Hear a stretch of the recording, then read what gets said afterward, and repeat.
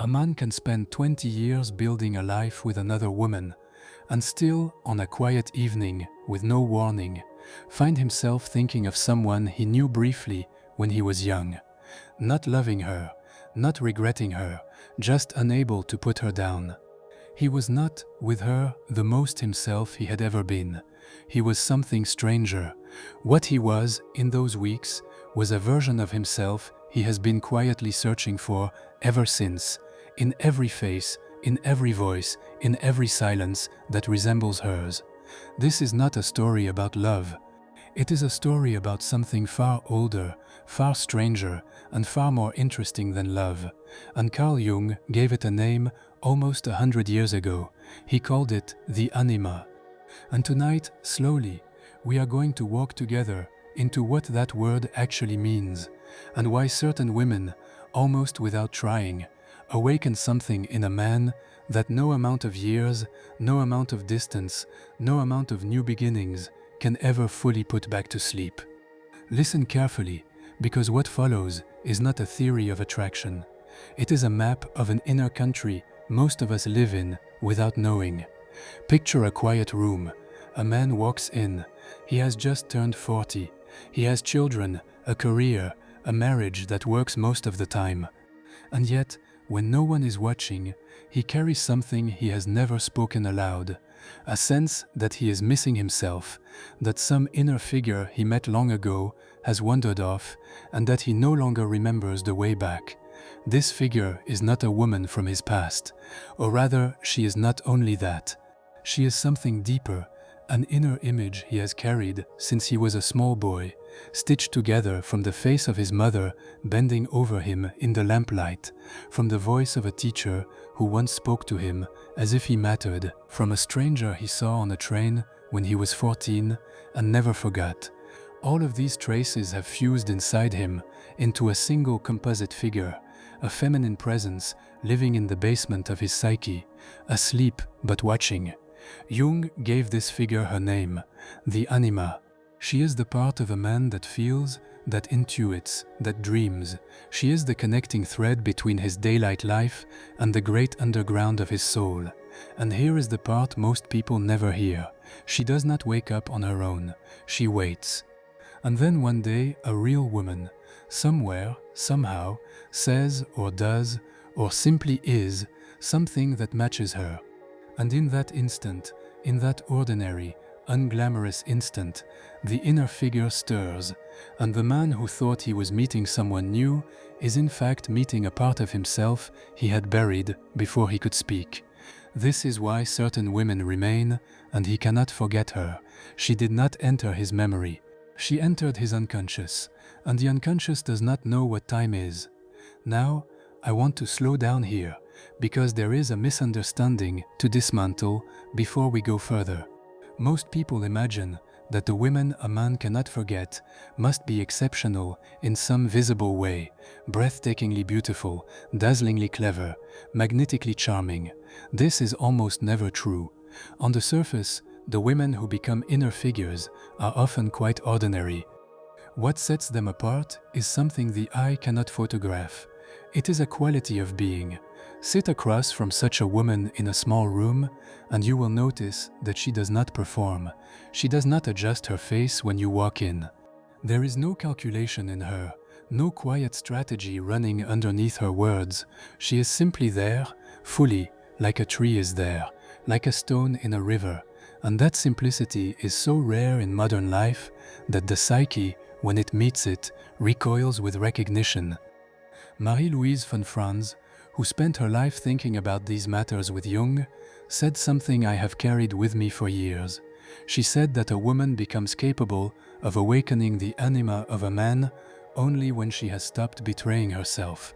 Read that sentence twice. She has stopped betraying herself, unfolding her real shape into the shapes other people preferred. The voice inside her that wanted to say no, she has stopped silencing. The face she once edited for the comfort of strangers, she has stopped editing. And in that quiet, almost invisible refusal to abandon her own truth, something begins to gather around her, a density, a presence, a weight that other people feel without being able to name. Now imagine you are watching a film. There is a scene early in this film, ordinary enough. A man in his 30s is sitting at a dinner with friends.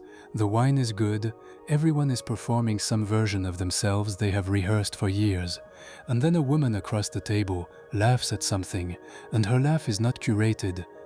It comes from her belly, unguarded, slightly too loud for the room, and for a single second, the whole table feels the difference between a real sound and a polite one.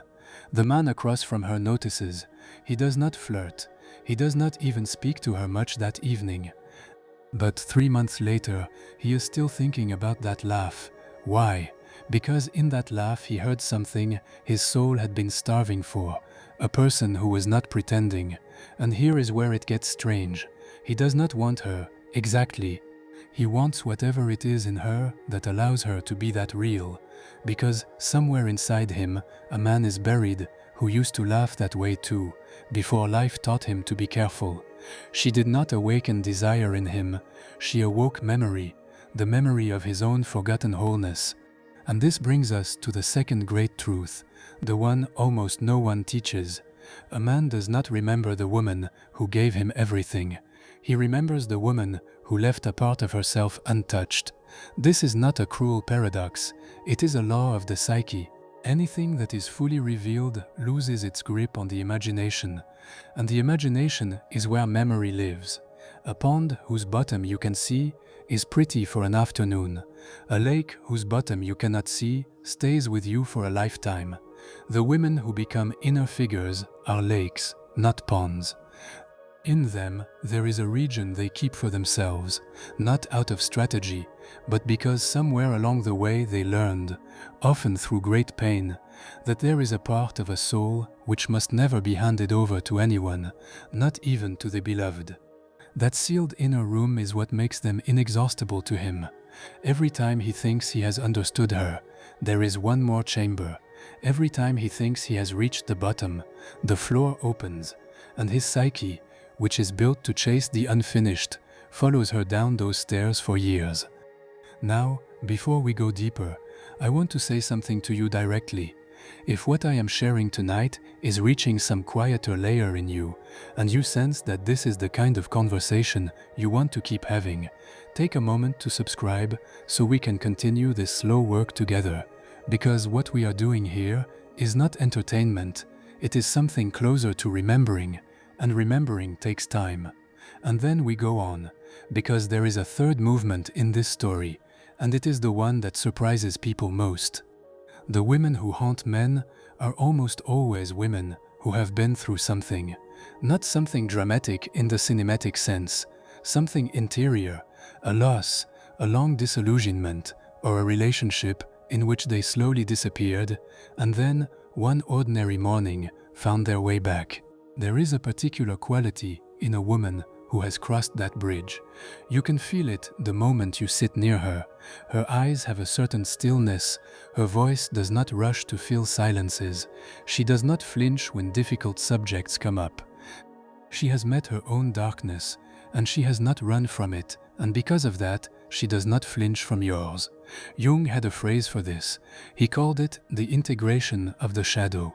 The shadow, in his language, is everything in us we have refused to see.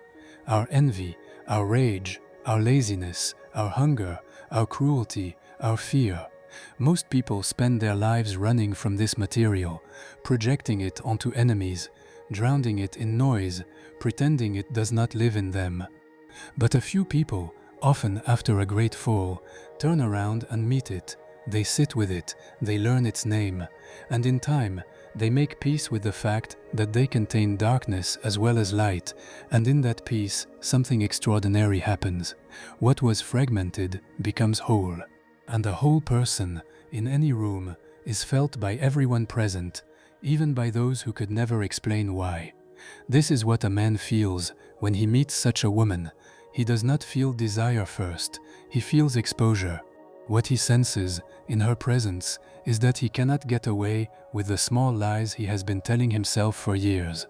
Her wholeness becomes a mirror, and most of us are not used to mirrors. We are used to flattering surfaces.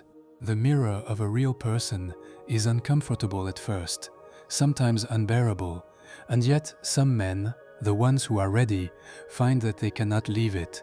They keep coming back to it, even years later, even from inside another life, because once a man has glimpsed himself in a true mirror, no flattering surface will ever satisfy him quite the same way again. And this is the secret heart of the whole matter. A man is not haunted by the woman.